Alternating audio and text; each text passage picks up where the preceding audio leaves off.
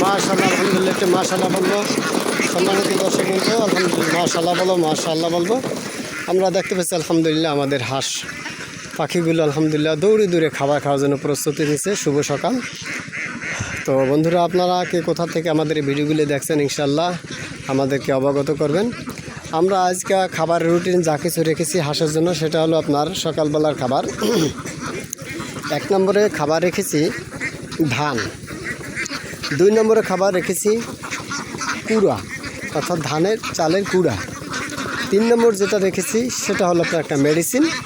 আর মেডিসিনটা হলো আপনার মাল্টিভিটামিন, অর্থাৎ আমাদের হাঁসের আলহামদুলিল্লাহ উপযুক্ত সময় এসেছে, ওরা আমাদেরকে আনন্দ দেবে অর্থাৎ ডিম দেবে। আমরা ওদের পিছনে যে মেহনতটা করেছি এ পর্যন্ত কি বলবো, ওদেরকে কেন্দ্র করে ঘর দরজা তুলতে গিয়ে নেট ইত্যাদি সব কিছু করতে গিয়ে 4 লক্ষ টাকা প্লাস আমাদের খরচ হয়েছে। এই 300 হাঁসকে কেন্দ্র করে আমাদেরকে 4 লক্ষ টাকা এই পর্যন্ত ব্যয় হয়েছে। ইনকিউবেটর ওদের জন্য ক্রয় করতে হয়েছে। এরপরে খাবার তৈরি করা যে মেশিনটি রয়েছে, ফিড তৈরি করা এক কথায়, সেটাও আমাদেরকে ক্রয় করতে হয়েছে।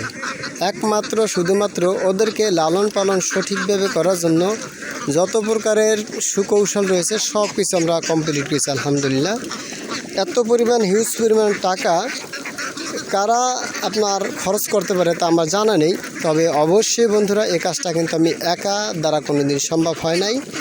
আজকের ভিডিওর ভিতরে অনেক অনেক উপদেশ রয়েছে, ইচ্ছা করলে আপনি গ্রহণ করতে পারেন। আর যাদের ভালো লাগবে না, গালিগালাজ সিস্টেম কিছু কথা, সরাসরি গালিগালাজও না, আবার কিছু সিস্টেম আছে কেউ কেউ বলে আবাল কথা।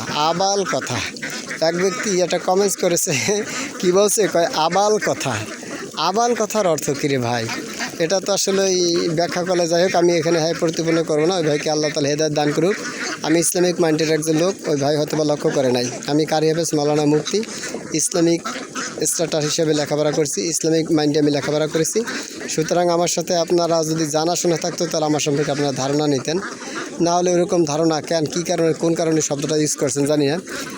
একটা কথা আছে, বৈধ মায়ের অবৈধ সন্তান, এতটুকু বললাম। বৈধ মায়ের অবৈধ সন্তান এরকম হতে পারে, তিনি হবেন এরকমটা না, অন্য জায়গা হইতে পারে। কিন্তু বিষয়টা আসলেই একটা মানুষকে পচানো, প্রতিপন্ন করা, এটা বাস্তবতা থাকতে হবে। অবাস্তবভাবে বললে তখন সেটা কীভাবে কী হয়। যাই হোক, আমরা কাউকে কটূক্তি করে কথা বলার জন্য করিনি। একটা কথা আছে কি, সংসারে ব্যবহারের সংসারে পরিচয়, ব্যবহারের সংসারের পরিচয়। মা বাবা যদি উল্টোপাল্টা থাকে তখন ছেলেপেলে আপনার উল্টোপাল্টা থাকাই স্বাভাবিক। ওই স্থানে অন্য কোনো শব্দ ইউজ করলে পারতো ভাই আমার, কিন্তু যে মানে যেই পরিচয়টা দিয়েছে তাতে বোঝা গেছে, আমি জানি না তাদের সংসারে ফ্যামিলিগতভাবে কী অবস্থা কিনা, তবে এভাবে ঠিক না ভাই। এভাবে কোনদিন মানুষকে প্রতিপন্ন করা উচিত না। আমি তো আপনাকে গালি দিয়ে তারপর আপনার ভিডিও করি নেই, বা আপনার নাম উচ্চারণ করে ভিডিও করি নেই যে আপনি এরকমভাবে একটা ঠ্যামারা কথা বলবেন, একদম আবাল কথা। কেন আবাল কথা হবে কেন? এটা যেটা বাস্তবতা সেইটা আমি সেইভাবে কথা উপস্থাপন করেছি যুক্তিসঙ্গতভাবে।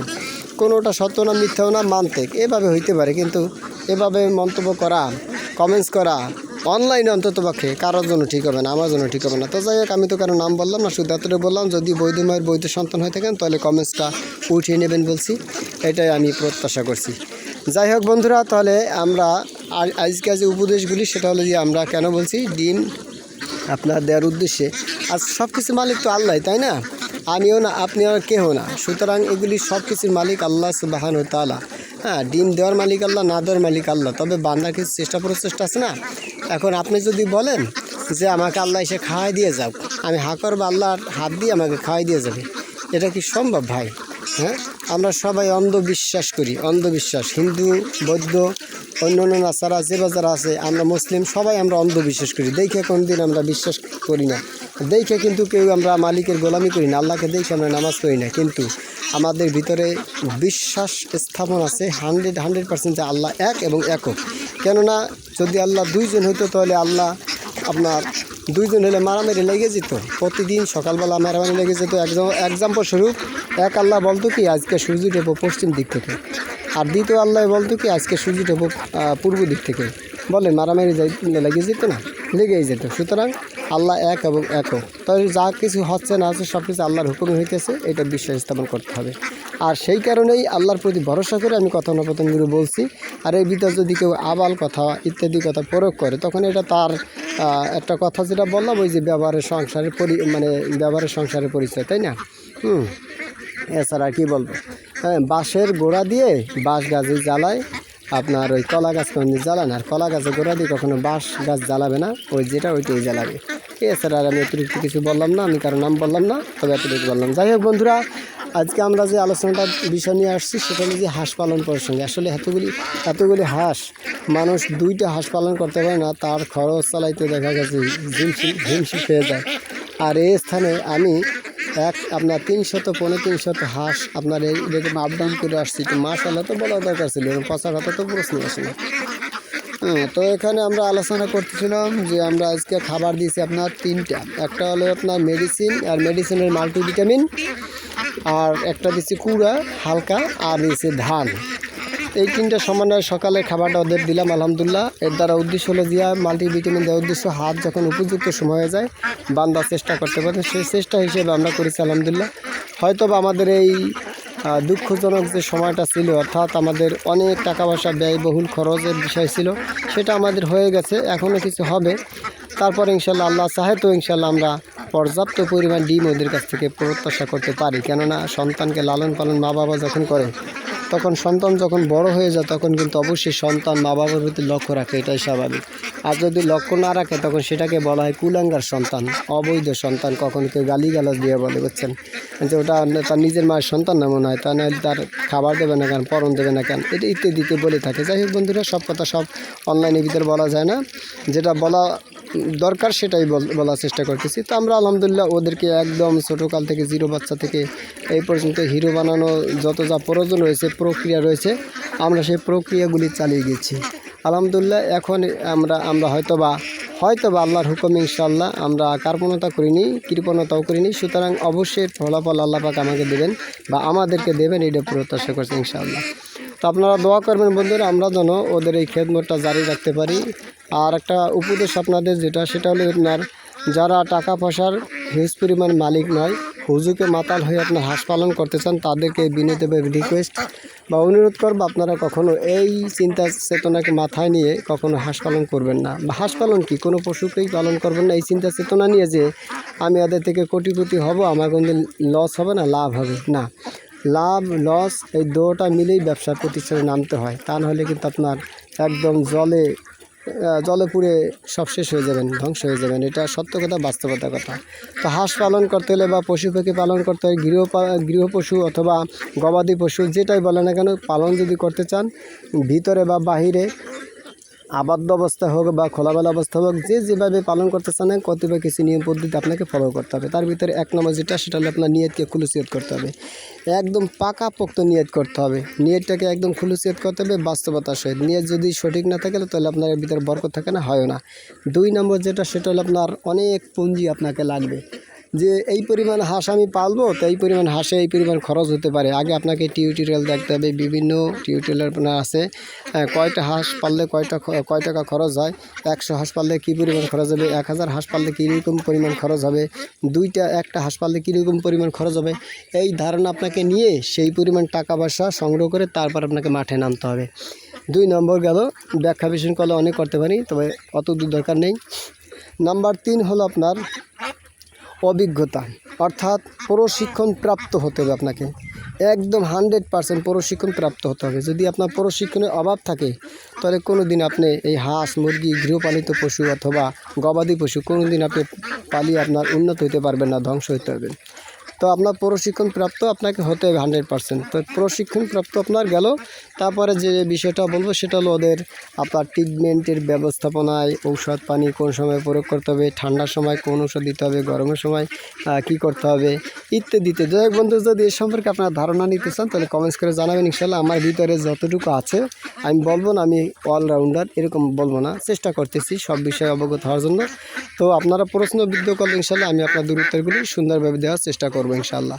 আমার ভিতরে যা আছে আমি দেবো। আর আমি যেহেতু বেগিনার বুঝছেন, বেগিনার হিসেবে আমার ভুল ত্রুটি হতেই পারে, আপনারা যদি সংশোধন করে দেন, গালি গালাওয়াজ না দিয়ে বা ওই আবাল কথা ইত্যাদি কথা এইগুলি প্রয়োগ না করে যদি মাধুর্যপূর্ণ কথা বলেন, তাহলে আশা করি ইনশাআল্লাহ জাতি আপনাকে ভালো বলবে, বৈধ মায়ের বৈধ সন্তানই বলবে, তা নাহলে কিন্তু ওইটার উত্তর বলবে বৈধ মায়ের অবৈধ সন্তান।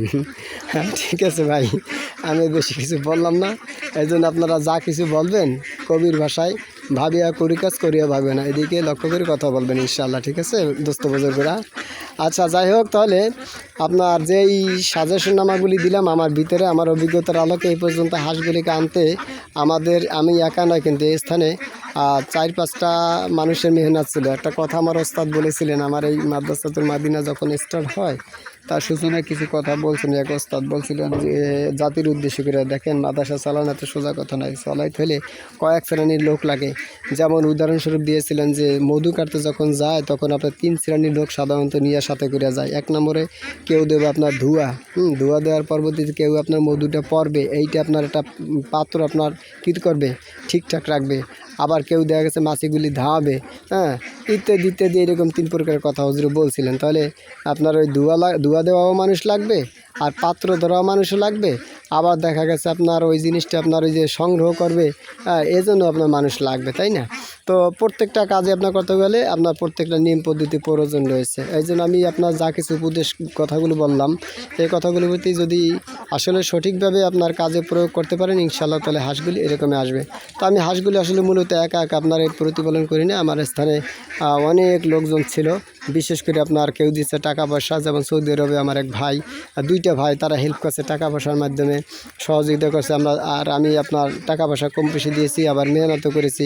এরপরে দেখা গেছে আর একটা ছেলে, যাকে না দিল একটু দেখাই দিই, এই যে মুখ কালা করে রয়েছে ছেলেটা, অনেক কষ্ট অনেক দুঃখ, ওর জন্য দোয়া করেন। ভারাক্রান্ত আবার হাসতেও আছে, দেখছেন মাশাআল্লাহ আলহামদুলিল্লাহ। অনেক ট্রিটমেন্ট করছে আলহামদুলিল্লাহ, হাঁসের পিছনে মেহনত করছে, আল্লাহ শুকর। অনেক কি একা শুরু থেকে A to Z কষ্টটা শেষ নাই। তো আপনাদের বুঝাইতেছে বলতেছে যে বন্ধুরা, হাঁস পালন করা, বিশেষ করে হাঁস পালন করা এত কিন্তু সোজা কথা না। হাঁস পালন করা অনেক টাফ ব্যাপার, এদের ট্রিটমেন্ট করা অনেক টাফ ব্যাপার। ছোটোবেলা যদি একটা হাঁস মারা যায়, তাহলে কয়টা হাঁস মারা যায় আপনি কি জানেন? এখানে একটা হাঁস মনে করেন 200 ডিমও দিতে পারে, তো এই 200 ডিম মারিয়ে ফেলাইলেন আপনি। তো তাদের ট্রিটমেন্ট করে রাখা, এই চিন্তা ভাবনা করে রাখা যে না একটা হাঁস মারা যায়, যদি 2টা হাঁস মরে যায় তাহলে আমার 400 হাঁস মারা যাবে, এরকম মনে করে লালন পালন যদি করতে পারেন, তাহলে ইনশাআল্লাহ এরা ভবিষ্যতে আপনাকে কী দেবে, খাবার দেবে ইনশাআল্লাহ। তো যাক বন্ধুরা, আলহামদুলিল্লাহ, তাহলে আপনারা সবাই ভালো থাকবেন, সুস্থ থাকবেন। প্রতিদিন নিয়মিত আপডেট কিছু পেতে হলে আমাদের channel like comment share subscribe করে সাথে থাকবেন ইনশাআল্লাহ। তো ভালো থাকেন, সুস্থ থাকেন। আজ এ পর্যন্ত, নেক্সট ভিডিও দেখার আমন্ত্রণ জানিয়ে আজ এ পর্যন্ত। আসসালামু আলাইকুম রহমতুল্লাহি ওয়া বারাকাতুহু।